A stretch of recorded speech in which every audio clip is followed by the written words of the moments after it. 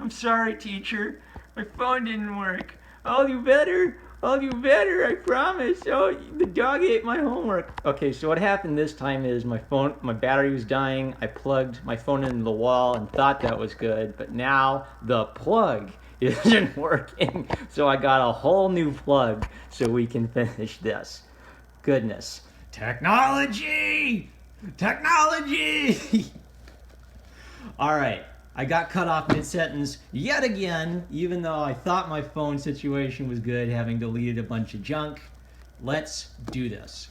What I was saying was that this panel works because even though it's in the background behind these, the line and the detail gives it visual weight. And I remembered that narratively, we're starting to see subtle foreshadowing of the looming evil that we know is coming. And even though there's not a lot of fighting and action adventure, this ominous foreboding helps promise us the big thing that's coming and adds excitement to the exposition where we're establishing Link as a character with a psychology. We're seeing him at a time of peace so that when the time of war comes, the war will feel impactful because we know what normalcy is like for Link. Oh, here's some humor like, tee-hee, he has a big appetite like every shonen boys manga comic character ever, but you feel affectionate for that. He's kind of a well-meaning, endearing young male protagonist. And look at this. I was considering this as maybe the page of the strongest use of art because we're establishing an entire village where the remainder of pretty much this whole manga is set in this area. And one panel is now giving me the information I need to kind of understand a whole area. It's evoking the idea of the world I remember exploring from the games, but it's treating it as an open world and not just a little game world of, this part of the game, this part of the tutorial, and that part of the tutorial. Young woman, young wife, and she's clearly pregnant. You're not supposed to say that about people in real life in case you're wrong and you make yourself look like a moron, but this is a drawing, so clearly this is a pregnant woman with a young child. There's life here.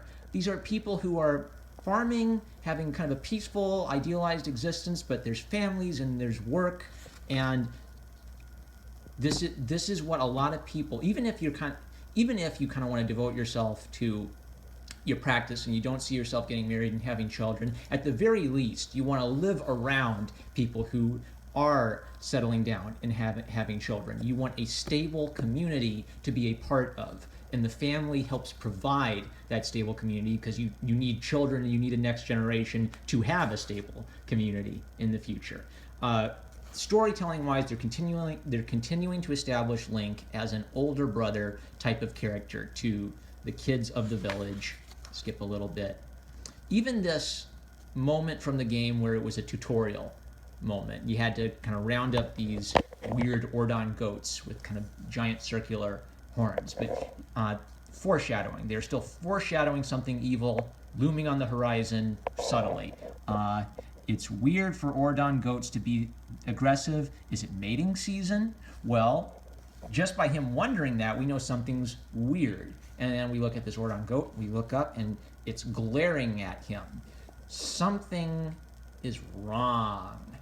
But the art is still very straightforward, but just a little from the dialogue and the intensity of these eyes is helping create the foreboding feeling within us. And even though this is kind of just like a generic expositional opening thing, there's still some action. He's tackling a goat from behind and bringing it down. We're seeing his masculinity. We're seeing his vitality. We're seeing him being a badass, as Zach would say, even in expositional scenes. We're not forgetting to be exciting. I hate this. This is so, Carl Manvers, but after the sixth transition. Anyway, this is something, I'll forgive this because this has always been true of Link. He's always been a beautiful boy rather than a handsome boy. I think because they want girls to identify with him while playing the games. But in terms of his characterization, he reads as he's a decent young person. He's mature, he lives by himself, he works hard, he's part of a community. the parents look at him as kind of like a young man who they want to take care of, but he also has a older brother relationship with the children of this village. So we see him both as a young man, but as a mature young man with responsibility and kind of an established life. He has established himself in this village as a young, independent, working man. Even this, I don't remember if you did sumo wrestling in the video game this early, but there was sumo wrestling in the video game, kind of as a fun little thing.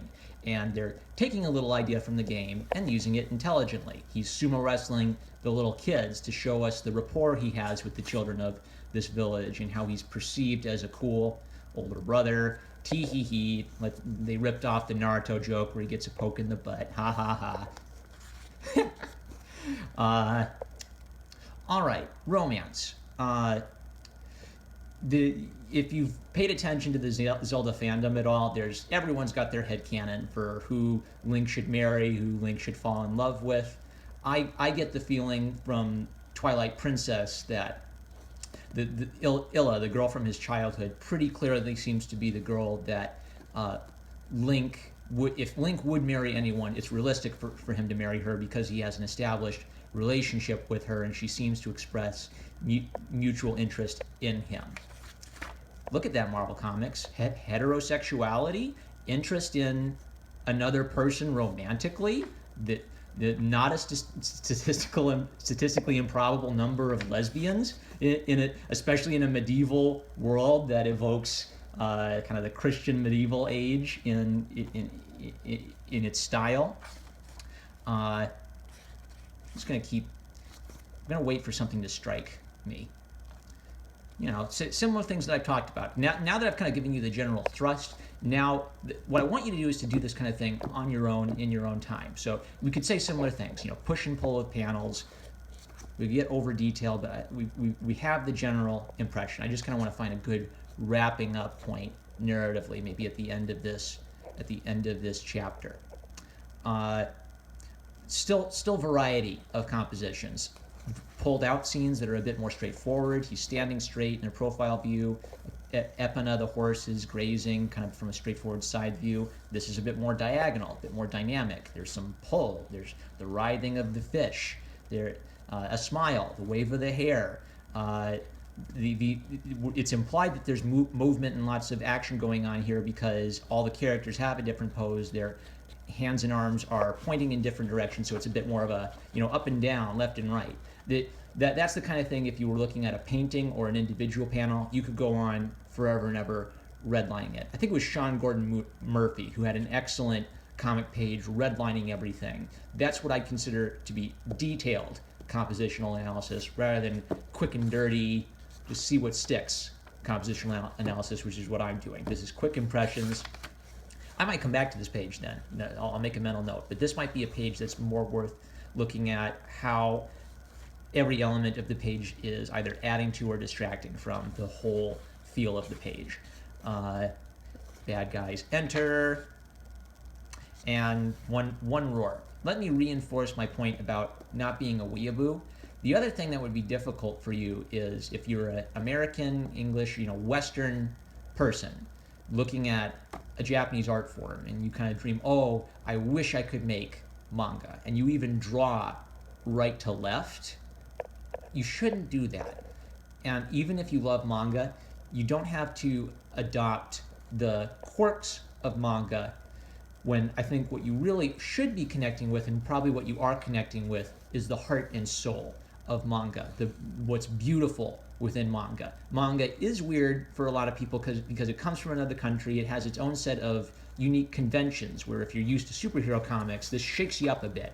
The unusual use of lettering and calligraphy shakes you up a bit, right? And it makes it feel fresh compared to if you've only ever been reading superhero comics. But if you just kind of take the weird, funny things out of comics, like when they make a goofy cartoon face, or they have one of those little, like, I don't even know what they're called, but there's like a few little lines which are supposed to say this character is angry. It's supposed to look like a vein throbbing on their head.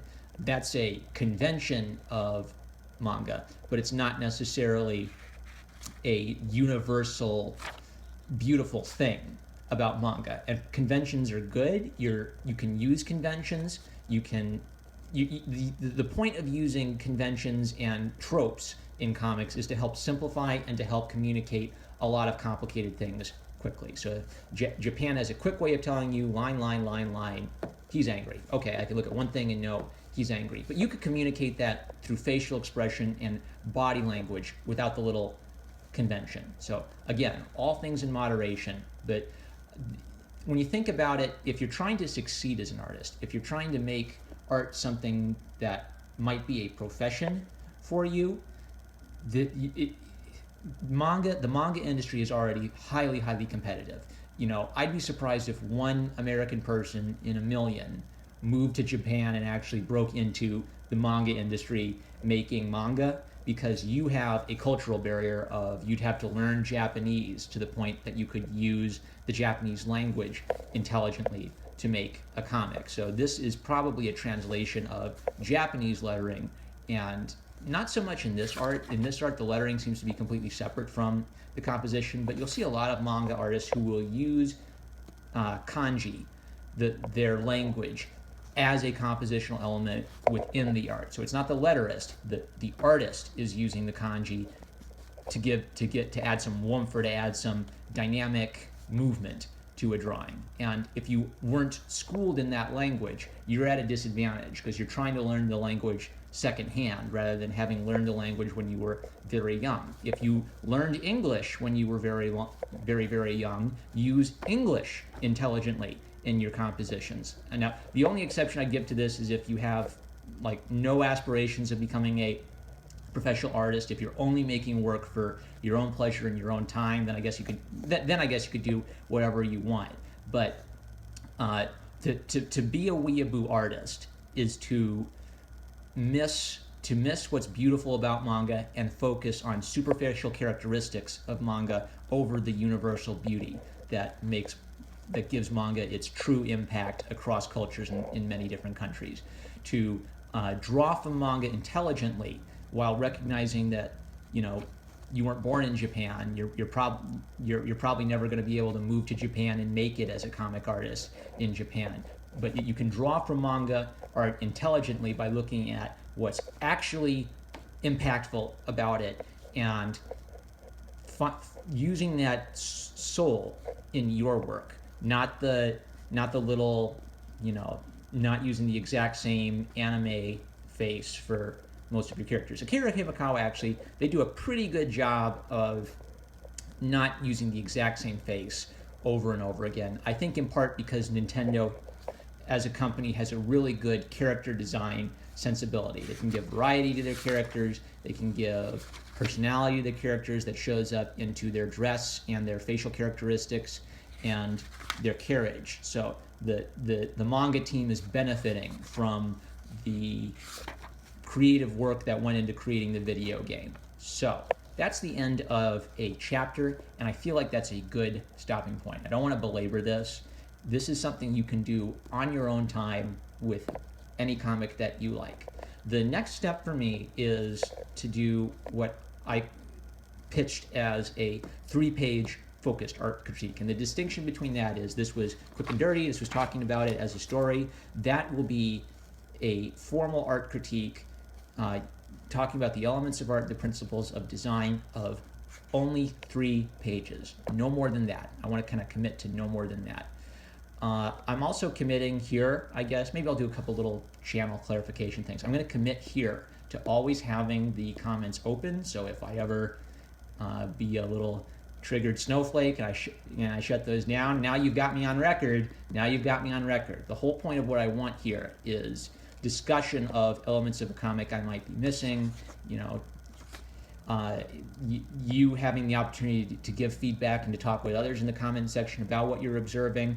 I mean, YouTube comments can be like Twitter, where because it's the internet, there can be miscommunication, but YouTube comments are much better than Twitter because Twitter is confusing and limited in how much you can say, and I really want those kinds of conversations to take place about comics because you benefit from what other people are seeing in the comic. All righty, dite. Catch you later.